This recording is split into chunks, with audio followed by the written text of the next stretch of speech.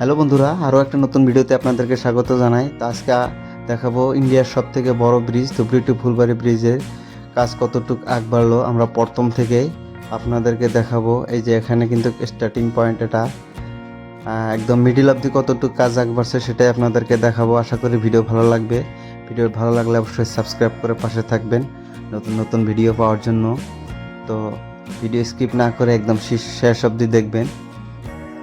আর এই Dhubri two Phulbari bridge এটা কিন্তু একদম বাংলাদেশের বর্ডারের কাছে, আসাম এবং মেঘালয়ের মধ্যে হতে চলেছে। ইন্ডিয়ার এটা কিন্তু সবথেকে বড় ব্রিজ, যেটার দৈর্ঘ্য প্রায় 20 কিলোমিটার লং হবে। আর এই ব্রিজ কমপ্লিট হওয়ার সাথে সাথে কিন্তু দুই রাজ্যের কমিউনিকেশনে অনেকটাই ডেভেলপ হবে। তার সাথে সাথে গোটা নর্থ ইস্টেরই কিন্তু যোগাযোগের ক্ষেত্রে অনেকটাই উন্নতি হবে।